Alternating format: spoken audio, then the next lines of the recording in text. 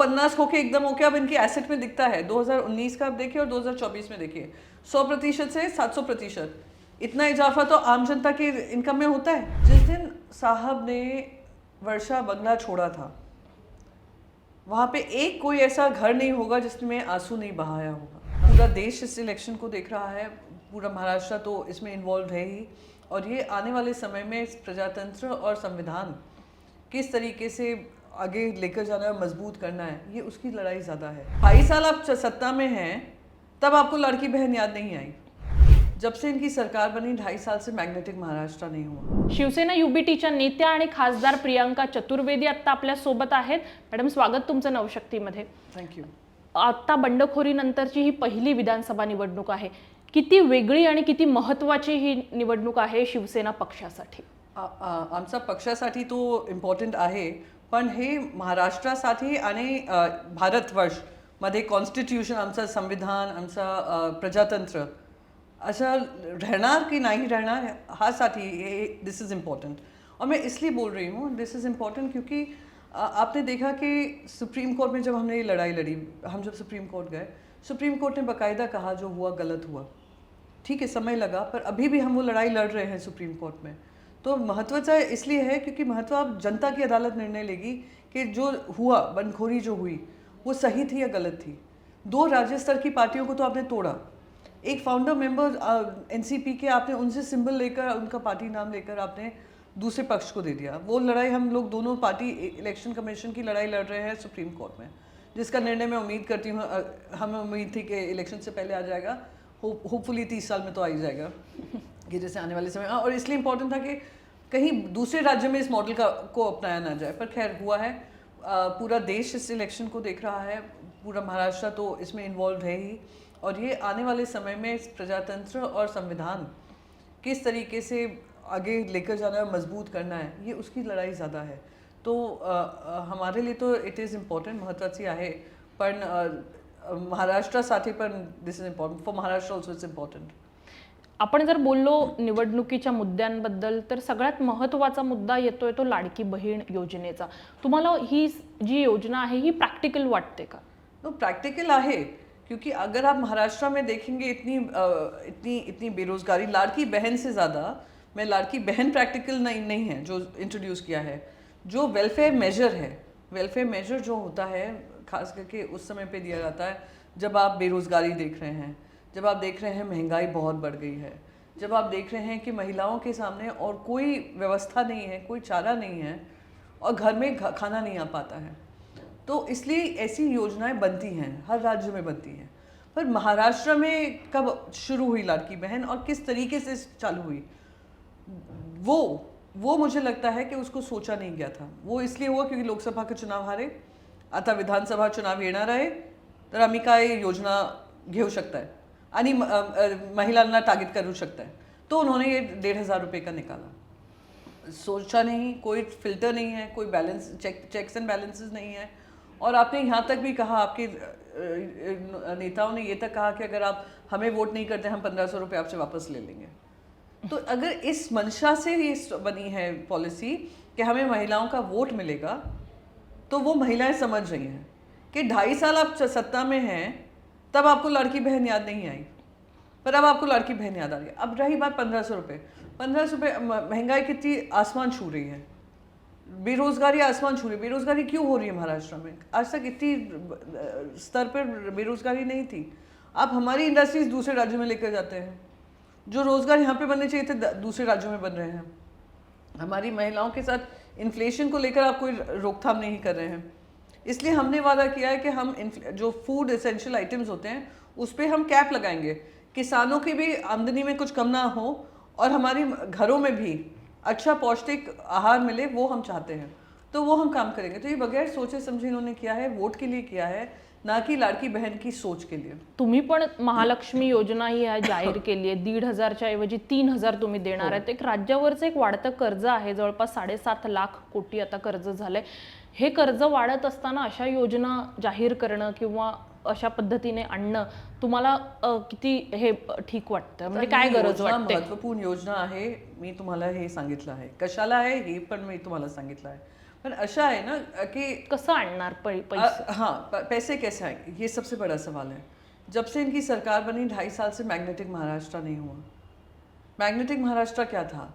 एक हमारा MIDC का एक कार्यक्रम था जहाँ से हम बिजनेस को आते थे, कहते थे महाराष्ट्र में इन्वेस्ट करो, महाराष्ट्र में वापस से वो इन्वेस्टमेंट्स लाएंगे, जो महाराष्ट्र के बाहर गए उनको हम वापस लेकर आएंगे। हम इंडस्ट्रियल पॉलिसी एक ऐसी बनाएंगे जहाँ पे जो नए कारोबार हैं, जो जैसे स्टार्टअप्स है AI को लेकर हो या डिजिटल हो, सोशल मीडिया हो, गेमिंग हो, हम वो सब कारोबार हम यहाँ पे इंसेंटिवाइज करेंगे।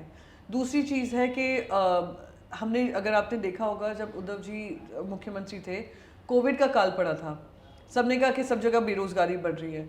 महाराष्ट्र में किसी ने RTI निकाला था, तो उस समय पे 40% रोजगार बढ़ा था महाराष्ट्र में कोविड के बीचों बीच, और MSMEs के माध्यम से वो और अपॉर्चुनिटीज़ मिली थी। MSMEs में भी करीब 35% इजाफा हुआ था उसी कोविड के कार्यकाल में। तो अगर हम उस समय पे कर सकते हैं तो ये तो बहुत सही समय है, सही टाइम है। हीच दी वेड़ हाच तो क्षण इंडस्ट्रीज के लिए भी एकदम वैसा ही है। तो हमने पूरी योजना इस हिसाब से बनाई है कि ज़्यादा जनता पे भार ना पड़े, ज़्यादा हमारा कर्ज और ना बढ़े, और जब तक हम बिजनेसेस नहीं लाएंगे महाराष्ट्र में तब तक रेवेन्यू जनरेशन भी नहीं होगा। हम महाराष्ट्र एक ऐसा राज्य है जो हर 1 रुपये के बदले में हमें 8 पैसा मिलता है, हमें उसका कोई दिक्कत नहीं है कि पूरे देश भर में हमें सुविधा मिले, विकास हो, हमारी तरफ प्रगति और विकास हो, हम चाहते हैं।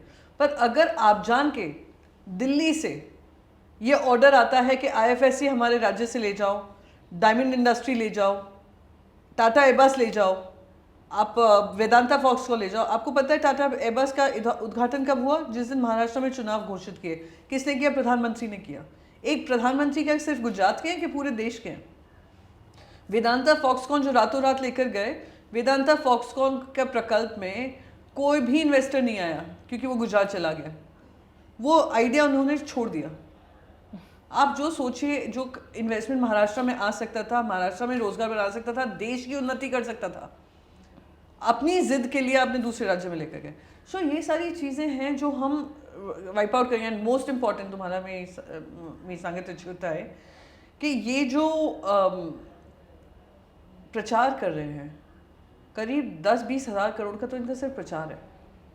एक स्कीम लाए हैं और 20 हज़ार करोड़ का प्रचार कर रहे हैं। 90,000 करोड़ की तो स्कीम है। तो ये प्रचार का जो पैसा है ना 20,000 करोड़, वो भी हम बचाएंगे। तीसरी चीज़, जो आपने उनका ऐसे देखा होगा, जो हम कहते हैं सारा महाराष्ट्र का बच्चा आपको कहेगा 50 होके एकदम ओके।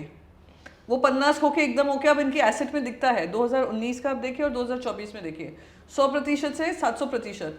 इतना इजाफा तो आम जनता के इनकम में होता है, एसेट्स में होता है, जो इनके एसेट्स में हुआ है। तो ये कहाँ से पैसा आया? ये हमारा ही पैसा है, आपका, मेरा, गाड़ी मेहनत का, इनकी मेहनत का कमाया हुआ। इलेक्शन से 10 दिन पहले 1100 टेंडर पास होते हैं, गवर्नमेंट टेंडर रेजोल्यूशन पास होते हैं जो 1 लाख करोड़ के ऊपर के हैं।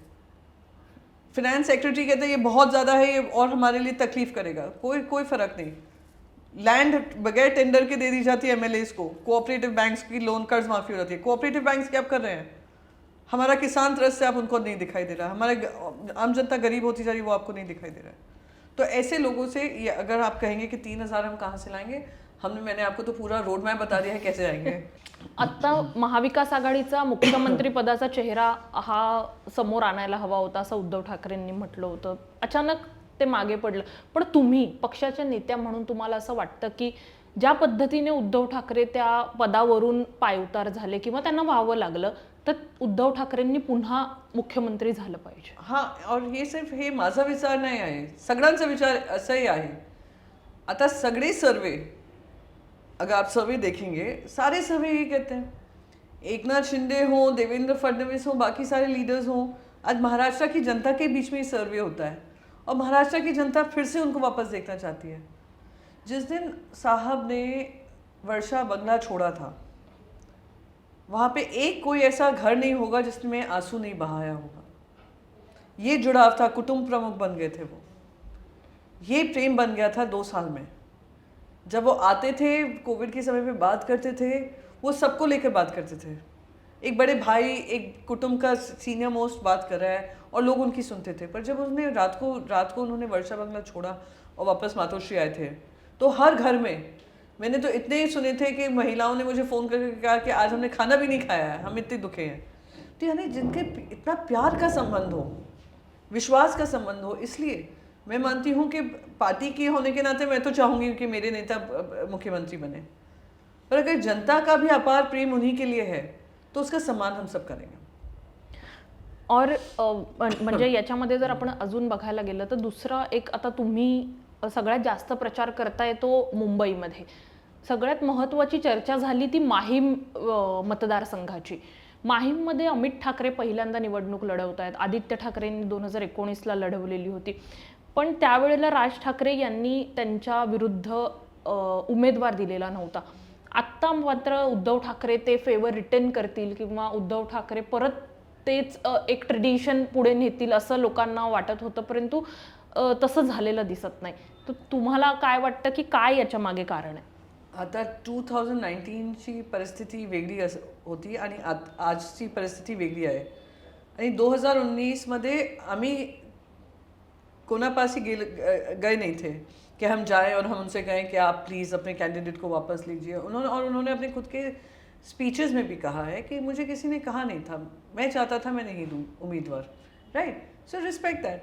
पर 2019 की जो स्थिति थी और 2024 में बहुत अंतर आया है, ज़मीन आसमान का अंतर आया. उस दिन उन्होंने एक भाषण में कहा कि देखिए आपने अलायंस में किसी के साथ आए, फिर अलायंस किसी और के साथ की, राइट. और फिर ये चिन्ह गया, ये गया, सब गया. तो उन्होंने ये ज़रूर कहा, पर मैं पूछना चाहती हूँ कि ये परिस्थिति जब बनी कि हमारे साथ जो गठबंधन का वादा किया गया था, 25-30 साल से शिवसेना और भारतीय जनता पार्टी सोबत आए, ऐसा क्या कारण था जिस वजह से ये हुआ कि किसी जो हमारे साथ अलायंस धर्म नहीं निभाया गया, तभी हमें ये तय करना पड़ा. चलिए हमने किया, पर 2 राज्य स्तर की पार्टी टूट जाती है. चलिए पार्टी टूटी, घरों के बीच में आप लड़ाई लड़वा देते हैं. आज सुप्रिया सुले और सुनेत्रा पवार जी की लड़ाई कहाँ से प्रायोजित थी? भारतीय जनता पार्टी ने प्रायोजित की थी ना. और दूसरी बात, इतनी इंडस्ट्रीज हमारे राज्य से जा रही हैं, इतनी बेरोजगारी बढ़ रही है, आप चुप हैं उस पर. आप चुप हैं कि संविधान को दरकिनार किया जा रहा है, सुप्रीम कोर्ट खुद संज्ञान लेकर कह रहा है गलत हुआ है. आप चुप हैं कि गवर्नर का क्या रोल है. आप चुप हैं कि इस तरीके से गोवा की टेबल पे नंगा नाच हो रहा है पैसों के बल पर. आज हम इस परिस्थिति पे हैं कि सिर्फ भ्रष्टाचार और लूट हमारे खुद के ही पैसों का हो रहा है, और वो महाराष्ट्र विरोधी सोच है ये. और आप फिर लोकसभा आते आते आप कहते हैं बिना शर्त समर्थन दे रहे हैं उन लोगों को जिन्होंने ये सब प्रस्तुति किया और यहाँ पे खिचड़ी बनाई है. तो अगर आप उस समय पे चुप रहेंगे तो ये लड़ाई पारिवारिक थोड़ी ना है, ये लड़ाई महाराष्ट्र के हित की लड़ाई है.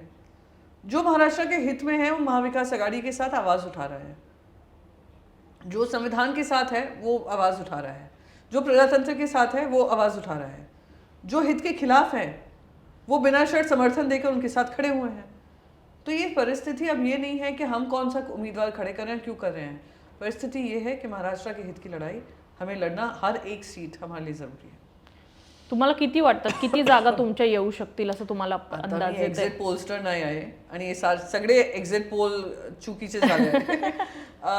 आणि हरियाणाचा तो तुम्हाला अपेक्षा काय आहे तुमच्या पक्षात? अपेक्षा अशी है कि हम सरकार बनाएंगे, जनता का प्यार और जनता का विश्वास हमें मिलेगा. हमने लोकसभा चुनाव में हमने देखा कि बहुत पैसा डाला गया, बहुत पैसा फूका गया, बहुत कैंडिडेट्स के प्रचार में भी आप अंतर देखेंगे, ज़मीन आसमान का अंतर था.